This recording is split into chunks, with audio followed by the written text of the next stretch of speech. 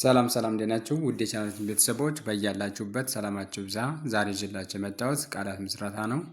በእኔ ቤተሰቦች ቃላትን መስርቼ ይዤላችሁ መጥቻለሁ። እነዚህን ቃላቶች በጋራ የምናይ ይሆናል ማለት ነው። ከነ እስከ ኖ ባሉ ፊደላቶች አራት ቃላቶችን ጽፌ ይዤላችሁ መጥቻለሁ።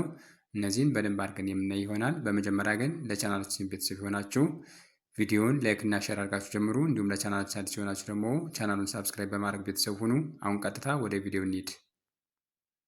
ኦኬ ዛሬ ይዤላችሁ የመጣሁት በነ ቤተሰቦች ቃላት ምስረታ ነው ማለት ነው። በነ ቤተሰቦች ከነ እስከ ኖ ባሉ ፊደላት አራት ቃላቶችን ጽፌ ይዤላችሁ መጥቻለሁ። እነዚህን ቃላቶች በደንብ አድርገን የምናይ ይሆናል ማለት ነው። እናንተም የትም ሳትሄዱ ከኔ ጋር አብራችሁ እያነበባችሁ እንዲሁም ቪዲዮን እያቆማችሁ የጻፋችሁ እኔ ጋር እስከ መጨረሻው ትዘልቃላችሁ። በመጀመሪያ ፊደላቶችን አነብላችኋለሁ። ከዛ ደግሞ ቃሉን ሳነብ ፊደሉን እየጠራሁ ቃሉን አነብላችኋለሁ። እናንተም አብራችሁ ልክ እንደኔ እያነበባችሁ ተከታተሉ። አሁን ወደ ቪዲዮ እንሂድ። ኦኬ እቺ ማነች ብያችኋለሁ? ነ ነች። ነ፣ ኑ፣ ኒ፣ ና፣ ኔ፣ ን፣ ኖ።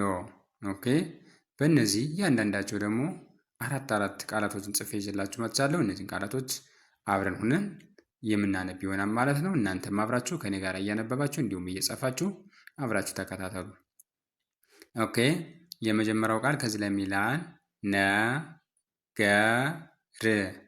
ነገር ይላል። ነገር የሚለውን ስናይ ነ ማለት እቺ ነች ከነ ቤተሰብ የመጀመሪያ ፊደል፣ ገ ደግሞ ከገ ቤተሰብ የመጀመሪያ ፊደል፣ ር ከረ ቤተሰብ ስድስተኛ ፊደል ነው። እነዚህም ፊደላቶች ስርዓት ባለው መልኩ ደርድረን ስናነባቸው ነገር የሚለውን ቃል ይሰጠናል። በቀጣይ ደረጃ ከዚህ ላይ የሚላል ነጥብ ይላል። ነጥብ የሚለውን ስናይ ነ ማለት ከነ ቤተሰቦች የመጀመሪያ ፊደል ነው። ጥ ደግሞ ከጠ ቤተሰቦች ስድስተኛ ፊደል ነው። ብን በተመሳሳይ ከበ ቤተሰቦች ስድስተኛ ፊደል ነው። እነዚህ ፊደላቶች ስርዓት ባለው መልኩ ደርድረን ስናነባቸው ነጥብ የሚለውን ቃል ይሰጠናል። ቀጣይ ደግሞ ከዚህ ላይ ይላል ነበር ይላል። ነበር የሚለውን ስናይ ነ ማለት ከነ ቤተሰቦች የመጀመሪያ ፊደል ነው። በ ከበ ቤተሰቦች የመጀመሪያ ፊደል፣ ር ከረ ቤተሰቦች ስድስተኛ ፊደል ነው። እነዚህም ፊደላቶች ስርዓት ባለው መልኩ ደርድረን ስናነባቸው ነበር የሚለውን ቃል ይሰጠናል ማለት ነው። ቀጣይ ደረጃ ደግሞ ከዚህ ላይ የሚላል ነሐሴ ይላል። ነሐሴ የሚለውን ስናይ ነ ማለት ከነ ቤተሰቦች የመጀመሪያ ፊደል ነው። ሀ ደግሞ ከሀ ቤተሰቦች የመጀመሪያ ፊደል ነው። ሴ ከሰ ቤተሰቦች አምስተኛ ፊደል ነው ማለት ነው። እነዚህም ፊደላቶች ስርዓት ባለው መልኩ ደርድረን ስናነባቸው ነሐሴ የሚለውን ቃል ይሰጠናል ማለት ነው። ኦኬ አሁን ያነበብኩላችሁ በነ የመሰረትናቸው ቃላቶች ነው ማለት ነው። ቀጣይ ደግሞ በኑ በሁለተኛዋ በነ ቤተሰብ በሆነችው በኑ የመሰረትናቸው ቃላቶችን ደግሞ አብረን እናነባለን። ኦኬ የመጀመሪያው ቃል ከዚህ ላይ ይላል ኑሮ ይላል። ኑሮ የሚለውን ስናይ ኑ ማለት ከነ ቤተሰብ ሁለተኛ ፊደል ነው። ሮ ደግሞ ከነ ቤተሰብ የመጨረሻ ፊደል ነው። እነዚህ ፊደላቶች ስርዓት ባለው መልኩ ደርድረን ስናነባቸው ኑሮ የሚለውን ቃል ይሰጠናል። በቀጣይ ከዚህ ላይ የሚላል ኑሃሚን ይላል። ኑሃሚን የሚለውን ስናይ ኑ ማለት ከነ ቤተሰቦች ሁለተኛ ፊደል ነው። ሀ ደግሞ ከሀ ቤተሰቦች የመጀመሪያ ፊደል ነው። ሚ ከመ ቤተሰቦች ሶስተኛ ፊደል ነው። ን ከነ ቤተሰቦች ስድስተኛ ፊደል ነው። እነዚህ ፊደላቶች ስርዓት ባለው መልኩ ደርድረን ስናነባቸው ኑሃሚን የሚለውን ቃል ይሰጠናል ማለት ነው። በቀጣይ ደረጃ ከዚህ ላይ የሚላል ኑግ ይላል። ኑግ የሚለውን ስናይ ኑ ማለት ከነ ቤተሰቦች ሁለተኛ ፊደል ነው። ግ ደግሞ ከገ ቤተሰቦች ስድስተኛ ፊደል ነው። እነዚህም ፊደላቶች ስርዓት ባለው መልኩ ደርድረን ስናነባቸው ኑግ የሚለውን ቃል ይሰጠናል ማለት ነው። ከዚህ ደግሞ ይላል ዘፈኑ ይላል። ዘፈኑ የሚለውን ስናይ ዘ ማለት ከዘ ቤተሰቦች የመጀመሪያ ፊደል ነው። ፈ ደግሞ ከፈ ቤተሰቦች የመጀመሪያ ፊደል፣ ኑ ከነ ቤተሰቦች ሁለተኛ ፊደል ነው ማለት ነው። እነዚህ ፊደላቶች ስርዓት ባለው መልኩ ደርድረን ስናነባቸው ዘፈኑ የሚለውን ቃል እናገኛለን። ኦኬ አሁን ያነበቡላችሁ በሁለተኛዋ በነ ቤተሰብ በኑ የመሰረትናቸውን ቃላቶች ነው ማለት ነው። ቀጣይ ደግሞ በሶስተኛዋ በነ ቤተሰብ በኒ የመሰረትናቸው ቃላቶችን አብረን እናነባለን። ኦኬ የመጀመሪያው ቃል ከዚህ ላይ ይላል ኒያላ ይላል። ኒያላ የሚለውን ስናይ ኒ ማለት ከነ ቤተሰቦች ሶስተኛ ፊደል ነው። ያ ደግሞ ከየቤተሰቦች አራተኛ ፊደል ነው። ላ ከለቤተሰቦች አራተኛ ፊደል ነው። እነዚህም ፊደላቶች ስርዓት ባለው መልኩ ደርድረን ስናነባቸው ኒያላ ኒያላ የሚለውን ቃል ይሰጠናል ማለት ነው። ቀጣይ ደግሞ ከዚህ ላይ ይላል ኒውክሌር ኒውክሌር ይላል። ኒውክሌር የሚለውን ስናይም ኒ ማለት ከነ ቤተሰቡ ሶስተኛ ፊደል ነው። እቺ ሶስተኛ ፊደል ወ ደግሞ ከቤተሰቡ ስድስተኛ ፊደል ነው። ክ ከቤተሰቡ ስድስተኛ ፊደል ነው። ሌ ከቤተሰቦች አምስተኛ ፊደል ነው። ር ከቤተሰቦች ስድስተኛ ፊደል ነው። እነዚህ ፊደላቶች ስርዓት ባለው መደርደር ስናነባቸው ኒውክሌር የሚለውን ቃል እናገኛለን ማለት ነው። በቀጣይ ደረጃ ከዚህ ላይ ይላል ኒጀር ይላል። ኒጀር የሚለውን ስናይ ኒ ማለት ከነ ቤተሰቦች ሶስተኛ ፊደል ነው። ጀ ደግሞ ከጀ ቤተሰቦች የመጀመሪያ ፊደል ነው። ር ከረ ቤተሰቦች ስድስተኛ ፊደል ነው።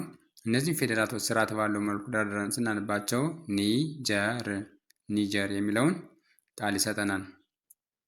በቀጣይ ከዚህ ላይ ምን ይላል? ኒውዮርክ ይላል። ኒውዮርክ የሚለውን ስናይም ኒ ማለት ከነ ቤተሰቦች ሶስተኛ ፊደል ነው። ዮ ደግሞ ከየቤተሰቦች የመጨረሻ ወይም ሰባተኛ ፊደል ነው ማለት ነው። ር ከቤተሰቦች ስድስተኛ ፊደል ነው። ክ ከቤተሰቦች ስድስተኛ ፊደል ነው። እነዚህ ፊደላቶች ስርዓት ባለው መልኩ ደርድረን ስናነባቸው ኒውዮርክ የሚለውን ቃል እናገኛለን። ኦኬ አሁን ያነበብናቸው ደግሞ በሶስተኛዋ በነ ቤተሰብ በሆነችው በኒ ነው ማለት ነው። ቀጣይ አራተኛ በሆነችው በነ ቤተሰብ በና የመሰረትናቸው ቃላቶችን እናነባለን ማለት ነው። የመጀመሪያው ቃል ከዚህ ላይ ይላል ናፍቆት ይላል። ናፍቆት የሚለውን ስናይ ና ማለት ከነ ቤተሰቦች አራተኛ ፊደል ነው። ፍ ደግሞ ከቤተሰቦች ስድስተኛ ፊደል ነው። ቆ ከቤተሰቦች የመጨረሻ ፊደል ነው። ት ከቤተሰቦች ስድስተኛ ፊደል ነው። እነዚህም ፊደላቶች ስርዓት ባለው መልኩ ደርድረን ስናነባቸው ናፍቆት የሚለውን ቃል ይሰጠናል። በቀጣይ ደረጃ ደግሞ ከዚህ ለሚላል ናርዶስ ይላል። ናርዶስ የሚለውን ስናይ ና ማለት ከነ ቤተሰቦች አራተኛ ፊደል ነው። ር ደግሞ ከደ ቤተሰቦች ስድስተኛ ፊደል ነው። ዶ ከደ ቤተሰቦች የመጨረሻ ፊደል ነው። ስ ከሰ ቤተሰቦች ስድስተኛ ፊደል ነው። እነዚህም ፊደላቶች ስርዓት ባለው መልኩ ደርድረን ስናነባቸው ናርዶስ የሚለውን ቃል እናገኛለን ማለት ነው። በቀጣይ ደግሞ ከዚህ ላይ የሚላል ናይሮቢ ይላል። ናይሮቢ የሚለውን ስናይ ና ማለት ከነ ቤተሰቦች አራተኛ ፊደል ነው። ይህ ደግሞ ከየቤተሰቦች ስድስተኛ ፊደል ነው። ሮ ከቤተሰቦች የመጨረሻ ፊደል ነው። ቢ ከቤተሰቦች ሶስተኛ ፊደል ነው። እነዚህም ፊደላቶች ስርዓት ባለው መልኩ ደርድረን ስናነባቸው ናይሮቢ የሚለውን ቃል ይሰጠናል። ቀጣይ ከዚህ ላይ የሚላል ናዝሬት ይላል። ናዝሬት የሚለውን ስናይም ና ማለት ከነ ቤተሰቦች አራተኛ ፊደል ነው። እዚህ ደግሞ ከዚህ ቤተሰቦች ስድስተኛ ፊደል ነው። ሬ ከረ ቤተሰቦች አምስተኛ ፊደል ነው። ት ከተ ቤተሰቦች ስድስተኛ ፊደል ነው። እነዚህም ፊደላቶች ስርዓት ባለው መልኩ ደርድረን ስናነባቸው ናዝሬት የሚለውን ቃል ይሰጠናል ማለት ነው። አሁን ደግሞ ያነበብናቸው በአራተኛዋ የነ ቤተሰብ በሆነችው በና የመሰረትናቸውን ቃላቶች ነው። ቀጣይ ደግሞ አምስተኛ በሆነችው በነ ቤተሰብ በኔ የመሰረትናቸው ቃላቶችን አብረን እናነባለን ማለት ነው። ኦኬ የመጀመሪያው ቃል ከዚህ ላይ ምን ይላል? ወገኔ ይላል። ወገኔ የሚለውን ስናይ ወ ማለት ከወ ቤተሰብ የመጀመሪያ ፊደል ነው። ገ ከገ ቤተሰቦች የመጀመሪያ ፊደል ነው። ኔ ደግሞ ከኔ ቤተሰቦች አምስተኛ ፊደል ነው ማለት ነው። እነዚህ ፊደላቶች ስርዓት ባለው መልኩ ደርድረን ስናነባቸው ወገኔ የሚለውን ቃል ይሰጠናል። በቀጣይ ደረጃ ከዚህ ላይ ምን ይላል? ኔትወርክ ይላል። ኔትወርክ የሚለውን ስናይ ኔ ማለት ከነ ቤተሰቦች አምስተኛ ፊደል ነው። ት ደግሞ ከተ ቤተሰቦች ስድስተኛ ፊደል ነው። ወ ከወ ቤተሰቦች የመጀመሪያ ፊደል ነው። ር ከረ ቤተሰቦች ስድስተኛ ፊደል ነው። ክ ከከ ቤተሰቦች ስድስተኛ ፊደል ነው። እነዚህም ፊደላቶች ስርዓት ባለው መልኩ ደርድረን ስናነባቸው ኔትወርክ የሚለውን ቃል ይሰጠናል። በቀጣይ ደረጃ ደግሞ ከዚህ ላይ ምን ይላል? ኔልሰን ይላል። ኔልሰን የሚለውን ስናይ ኔ ማለት ከነ ቤተሰቦች አምስተኛ ፊደል ነው። ሌ ደግሞ ከነ ቤተሰቦች ስድስተኛ ፊደል ነው። ሰ ከሰ ቤተሰቦች የመጀመሪያ ፊደል ነው። ን ከነ ቤተሰቦች ስድስተኛ ፊደል ነው። እነዚህም ፊደላቶች ስርዓት ባለው መልኩ ደርድረን ስናነባቸው ኔልሰን የሚለውን ቃል ይሰጠናል ማለት ነው። ቀጣይ ከዚህ ላይ ይላል ጎኔ ይላል። ጎኔ የሚለውን ስናይ ጎ ማለት ከገ ቤተሰቦች የመጨረሻ ፊደል ነው። እኔ ደግሞ ከነ ቤተሰቦች አምስተኛ ፊደል ነው። እነዚህም ፊደላቶች ስርዓት ባለው መልኩ ደርድረን ስናነባቸው ጎኔ የሚለውን ቃል እናገኛለን። ኦኬ አሁን ያነበብናቸው ደግሞ አምስተኛ በሆነችው በነ ቤተሰብ በነ የመሰረትናቸው ቃላቶች ነው ማለት ነው። ቀጣይ ደግሞ በስድስተኛዋ በነ ቤተሰብ በነ የመሰረትናቸው ቃላቶችን አብረን እናነባለን። የመጀመሪያው ቃል ከዚህ ላይ ምን ይላል? ንግድ ንግድ ይላል። ንግድ የሚለውን ስናይም ን ማለት ከነ ቤተሰቦች ስድስተኛ ፊደል ነው። ግ ደግሞ ከገ ቤተሰቦች ስድስተኛ ፊደል ነው። ድም በተመሳሳይ ከደ ቤተሰቦች ስድስተኛ ፊደል ነው ማለት ነው። እነዚህም ፊደላቶች ስርዓት ባለው መልኩ ደርድረን ስናነባቸው ንግድ ንግድ የሚለውን ቃል ይሰጡናል። በቀጣይ ከዚህ ላይ ምን ይላል? ንስር ንስር ይላል። ንስር የሚለውን ስናይ ን ማለት ከነ ቤተሰቦች ስድስተኛ ፊደል ነው። ስ ከሰ ቤተሰቦች ስድስተኛ ፊደል ነው። ርን በተመሳሳይ ከረ ቤተሰቦች ስድስተኛ ፊደል ነው። እነዚህም ፊደላቶች ስርዓት ባለው መልኩ ደርድረን ስናነባቸው ንስር ንስር የሚለውን ቃል ይሰጠናል። ቀጣይ ከዚህ ላይ ምን ይላል? ንስሐ ንስሐ ይላል። ንስሐ የሚለውን ስናይ ን ማለት ከነ ቤተሰቦች ስድስተኛ ፊደል ነው። ስ ደግሞ ከሰ ቤተሰቦች ስድስተኛ ፊደል፣ ሀ ከሀ ቤተሰቦች የመጀመሪያ ፊደል ነው ማለት ነው። እነዚህም ፊደላቶች ስርዓት ባለው መልኩ ደርድረን ስናነባቸው ንስሐ ንስሐ የሚለውን ቃል እናገኛለን።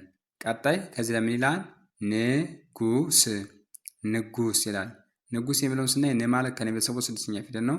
ጉ ደግሞ ከገ ቤተሰቦች ሁለተኛ ፊደል ነው። ስ ከሰ ቤተሰቦች ስድስተኛ ፊደል ነው።